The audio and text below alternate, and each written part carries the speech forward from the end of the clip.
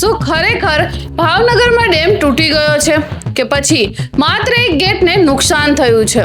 Social media પર અનેક video viral થઈ રહ્યા છે, પરંતુ આખી હકીકત શું છે અને આખરે કેમ 10 ગામોને હાઈ એલર્ટ પર રાખવામાં આવ્યા છે?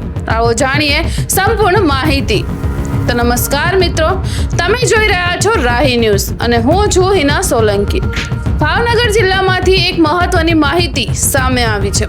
પ્રાથમિક માહિતી અને સ્થાનિક મીડિયા રિપોર્ટ્સ મુજબ ઉમરાળા તાલુકાના ભાવનગર ડેમના ગેટ નંબર 15 ને નુકસાન થયું હોવાની માહિતી સામે આવી રહી છે.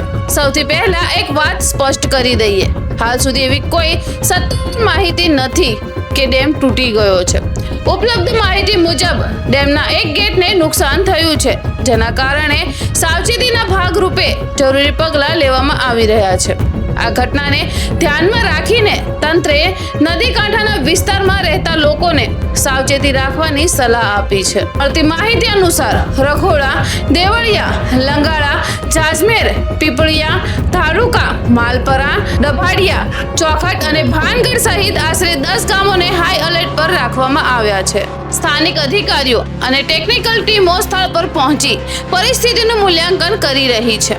પાણીના પ્રવાહ પર સતત નજર રાખવામાં પણ આવી રહી છે, જેથી જરૂર પડે તો સમયસર યોગ્ય પગલાં લઈ શકાય. તંત્ર દ્વારા લોકોને ખાસ અપીલ કરવામાં આવી છે કે નદીના કિનારે ન જાય, પાણી જોવા માટે ભીડ ન કરે અને સત્તાવાર સૂચનાઓનું પાલન કરે.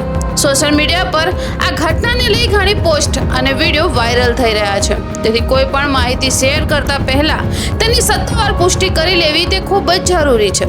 હાલમાં પરિસ્થિતિ પર વહીવટી તંત્ર સતત નજર રાખી રહ્યું છે. માત્ર સાવચેતીના ભાગરૂપે એલર્ટ જાહેર કરવામાં આવ્યું છે, તેથી અફવાઓ પર વિશ્વાસ ન કરવો, ગભરાશો નહીં અને માત્ર જિલ્લા પ્રશાસન અથવા સત્તાવાર સૂત્રો દ્વારા આપવામાં આવતી માહિતીનું જ પાલન કરવું. જો આ ઘટનાને લઈ કોઈનું નવું સત્તાવાર અપડેટ આવશે તો સૌથી પહેલા અમે તમને તેની માહિતી પહોંચાડીશું.